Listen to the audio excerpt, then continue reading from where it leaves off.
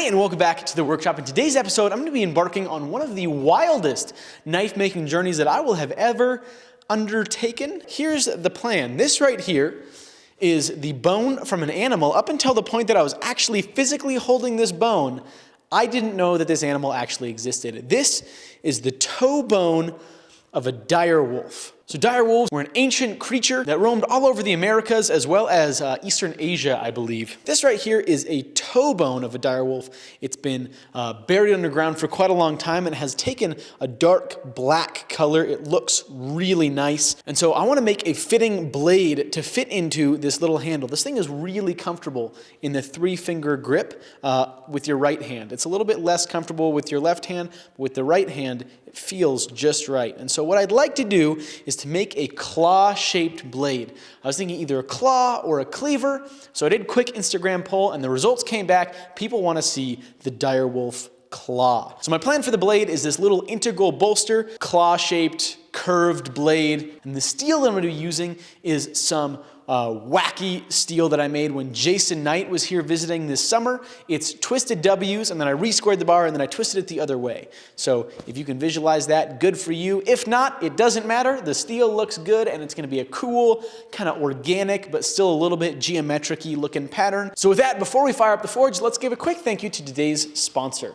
I need to interrupt really quick to talk about two different things. The first thing we need to talk about is that today's episode is sponsored by Squarespace, and the second thing is that you guys know we're using a dire wolf bone for the project today, but what many people don't know is that Marty is actually a lot better than dire wolves. And thank you to Squarespace's easy to design, easy to build website building platform, I was able to make a whole page about not only Marty's story and how he came to be my little shop dog, but also why he's better than dire wolf. So you can head on over to my Squarespace website. You can check out the product page, the galleries, the About Me page, the About Marty page. They were all very easy to do and build out thanks to Squarespace's pre-designed layouts. They also have members-only areas. Adding different plugins is really easy for Squarespace, so you can check out with PayPal or with credit cards or whatever you want to do. It's just so simple, so fast, and so easy to do it. If you guys are interested in building a website about the thing that you're passionate about, go to squarespace.com/Will Stelter for 10% off your first purchase of a domain or website. So thank you, Squarespace, for sponsoring today's episode. With that, let's jump back on in.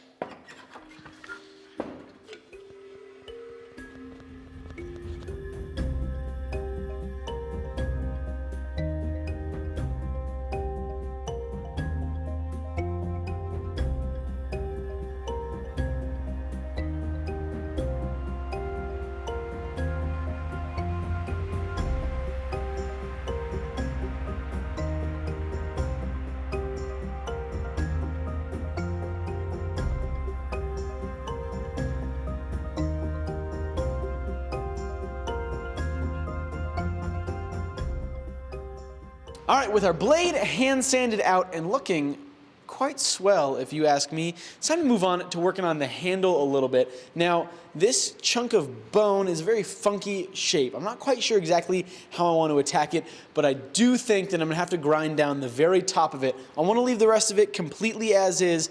I think I'm gonna have to grind down the top just a little bit. Now I tapered the back side of the bolster where the tang is to kind of give it the effect like the bone is growing around it, if that makes any sense.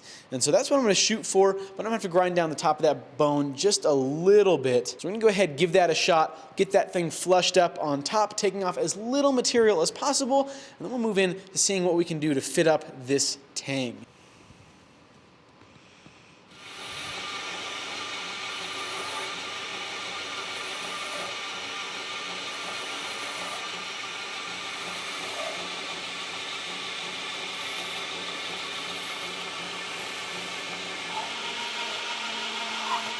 So because this bone has such a pithy area in the middle, I want to fill it up with a little bit of epoxy first, especially at the top. The bottom we can fill with epoxy later, but right now we need to make sure that that top is filled.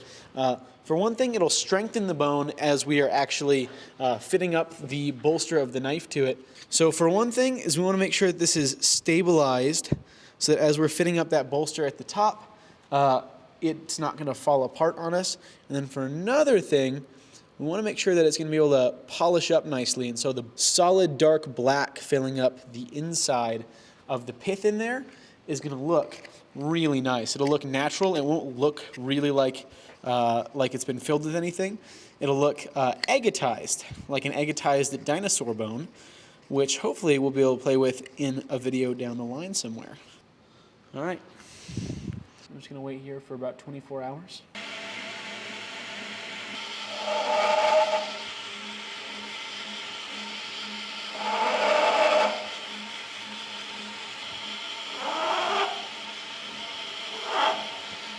Yeah, I think I need this tang to be a little bit shorter. I think the tang is a hair big right now. Yeah, I'm gonna make it a little bit smaller.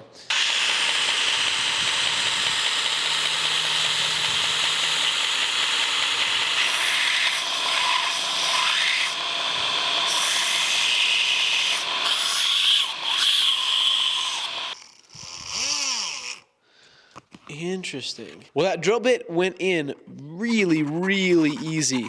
So I don't think we're going to have a whole lot of resistance on this fit up. I think this bone is pretty much hollow.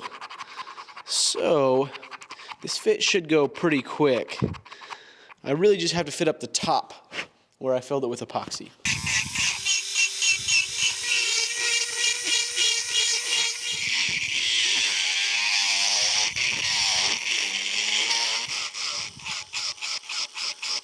Getting close. I'm going to bring it back into the grinding room, grind a little bit of a radius into the bolster, and take a little bit off of the end of the tang.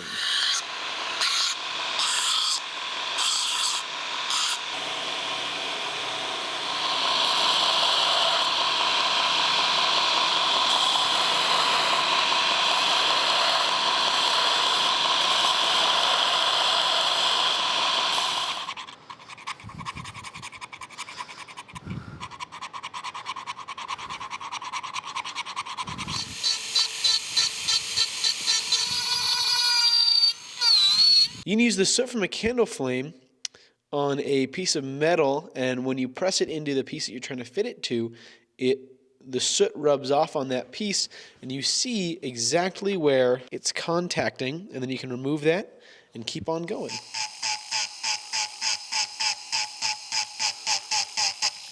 I very carefully remove that.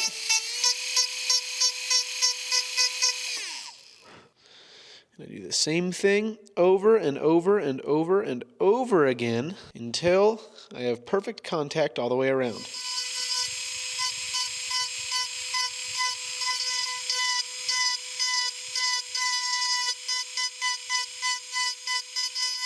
All right, well, we've got it fit up now. It's still a little bit gappy and a little bit loose, but that's okay. Just because of the material, we're gonna have to rely fairly heavily on a nice glue layer around the outside. But we'll make it look nice. It won't look super tacky or anything like that. It'll look like the bone is kind of coming around the bolster of the knife. And so here it is. That's what it's going to look like. We're going to do our final finish on the blade, get it etched, get my maker's mark in there, do some coffee. And while we're waiting on that, I'm going to kind of start rounding out the top of the bone to let it kind of flow in and look like it's growing around the bolster of the knife.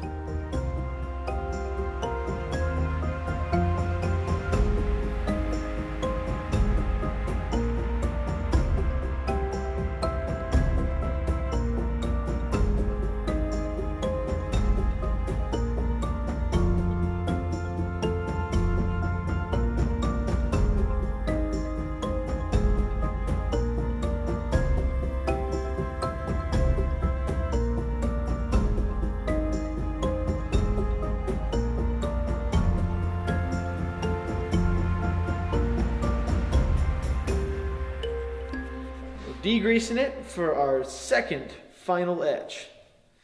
Breaking news, the ferric etch was not holding onto that oxide quite well enough. So I'm going to rub on it, clean it out a little bit, but the 15 and 20 still looks good. So I'm going to etch my maker's mark and we'll throw it into coffee.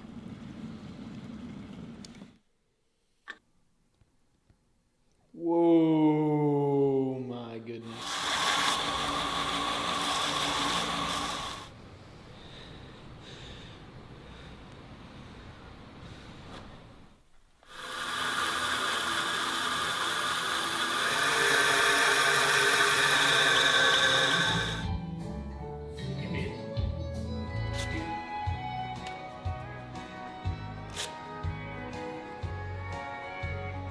Well, this thing is completely wrapped up. The etch on that came out just swimmingly. This was a very, very, very challenging little build. This bone kept on wanting to chip out. Something about it being like really old or something. I don't know. It's a very interesting project to build something where you have basically no control over the handle of it. And so trying to design something around that turned out to be a lot more challenging than I thought it was going to be. But overall, it's a comfortable, cool little knife. I'm actually going to put this up for sale on my Squarespace website. So if you guys are interested in purchasing the Direwolf toe bone knife, go ahead and check it out. Stay tuned for some more very fun, ancient handled projects. I have some fun stuff planned. More knives, some more machinery working. This dude needs a little bit of work, unfortunately. But we'll talk about that when the time comes. For now, thank you guys so much for following along. Thank you to the patrons for patronizing us. And thank you to Squarespace for sponsoring today's episode. I'll see you guys on the next one.